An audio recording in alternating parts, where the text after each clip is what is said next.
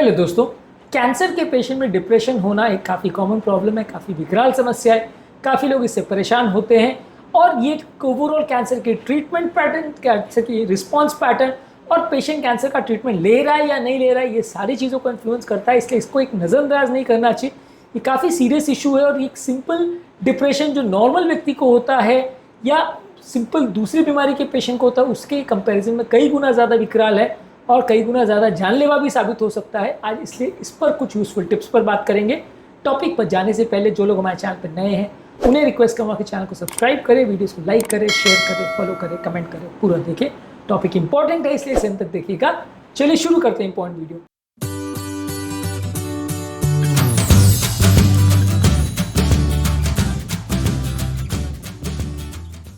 सबसे पहला, कैंसर के पेशेंट में आप डिप्रेशन को कम करने के लिए एक साइकेट्रिस्ट से उसका कंसल्ट करा सकते हैं। साइकेट्रिस्ट जो है कॉग्निटिव बिहेवियरल थेरेपी देते हैं, सपोर्टिव थेरेपी देते हैं और अलग अलग तरह की काउंसलिंग देते हैं जो कि कैंसर के पेशेंट के डिप्रेशन में निकालने में उनकी मदद करता है।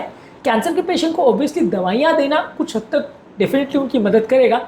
डिप्रेशन को कम करने वाली दवाइयाँ जैसे सिलेक्टिव सेरोटोनिन रिएप्टेक इनहिबिटर्स और दूसरी एंटी डिप्रेसेंट जो है वो उनके लक्षणों को डेफिनेटली कम करती है। और इसमें दवा देने का थ्रेशोल्ड इनफैक्ट रूटीन पेशेंट जो होता है उससे ज़्यादा अग्रेसिव रखना चाहिए, क्योंकि कैंसर के पेशेंट में डिप्रेशन होता ज़्यादा है और ज़्यादा सीवियर भी होता है, इसलिए इसको ज़्यादा अग्रेसिवली देना चाहिए। पर सिर्फ दवाइयाँ देने से सारा प्रॉब्लम सॉल्व नहीं होगा। साइकेट्रिस्ट से मिलने से, बात करने से भी कई बार प्रॉब्लम सॉल्व होती है। कई चीज़ें वो आपको बताते हैं, कई यूजफुल टिप्स आपको बताते हैं, कई चीज़ें थोड़ी फिलोसफिकल भले लगती हैं लेकिन वो आपको थोड़ा बहुत उसके बारे में एजुकेट करते हैं तो आपको थोड़ा अच्छा लगने लगता है और आपका थोड़ा सा लाइफ बेटर हो जाती है। आप अपने लाइफ को थोड़ा सा डिप्रेशन से हटा करके देख पाते हैं। इसके अलावा आप कुछ सपोर्ट ग्रुप्स बना सकते हैं जहाँ पे अलग अलग तरह के कैंसर पेशेंट आपस में कम्युनिकेट कर सकते हैं, अपनी कंडीशन एक दूसरे को बता सकते हैं, आपस में एक कम्युनिटी बना सकते हैं जिसमें वो अपने एक्सपीरियंसेस शेयर कर सकें।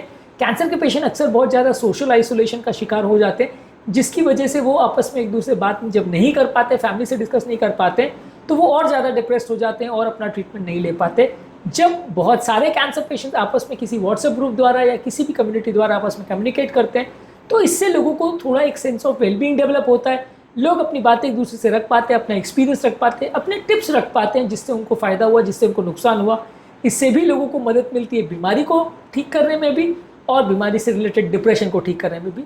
तो इस मामले में सपोर्ट ग्रुप्स बनाने से भी आपको थोड़ा बहुत फ़ायदा मिलेगा।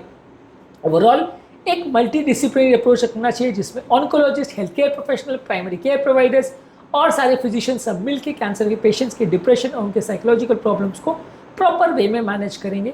इसके अलावा कैंसर के पेशेंट्स को कई बार डिप्रेशन होने का कारण ये पेन, खाना नहीं खा पाना या अलग अलग छोटे बड़े इश्यूज होते हैं। इसमें पेशेंट्स को पैलेटिव केयर देने से उनकी तकलीफें कम हो जाती है। अब अगर कैंसर के पेशेंट को आप मरने के लिए छोड़ देते हो तो उनकी तकलीफ बढ़ते जाएगी। अगर आप उनके पेन का इलाज करोगे, वो खाना नहीं खा पा रहे उसका इलाज करोगे, उनको वीकनेस लग रही है उसका इलाज करोगे, तो उनके थोड़े सिम्टम्स कम हो जाएंगे, उनको बेटर लगेगा, तो उसको डिप्रेशन कम करने में भी मदद मिलेगी। लोग अक्सर पैलेटिव केयर को इग्नोर करते हैं। पैलेटिव केयर भी एक इंपॉर्टेंट एस्पेक्ट है कैंसर मैनेजमेंट में, इसे इग्नोर नहीं करना चाहिए। इसके अलावा आप लाइफस्टाइल चेंजेस कर सकते हैं जिसमें एक बैलेंस्ड डाइट या संतुलित आहार लीजिए। ताज़ा फल सब्जी, whole grains, low fat dairy products, protein वाली चीज़ ज़्यादा खाइए। तेल, घी, शुगर वाली चीज़ें या बहुत ज़्यादा कोलेस्ट्रॉल वाली चीज़ें, fatty food, oily food, junk food, ये सारी चीज़ें मत खाइए। आपकी ओवरऑल हेल्थ को बिगाड़ता है और सिम्टम्स को बढ़ा देता है। इसके अलावा रेगुलर फिजिकल एक्टिविटी करिए जितना आप कर सकते हैं। प्रॉपर स्लीप हाइजीन मेंटेन करिए जिससे एक अच्छी नींद पूरी हो। ओवरऑल मेडिटेशन करने से भी थोड़ा बहुत फ़ायदा होता है। माइंडफुलनेस टेक्निक प्रैक्टिस करने से भी फ़ायदा मिलता है और रिलैक्सेशन एक्सरसाइज करने से भी थोड़ा बहुत फ़ायदा मिलता है। योगा, प्राणायाम, डीप ब्रीदिंग एक्सरसाइज, ये सारे करने से भी आपका मूड बेटर होता है और रिलैक्सेशन आपको थोड़ा ज़्यादा मिलता है।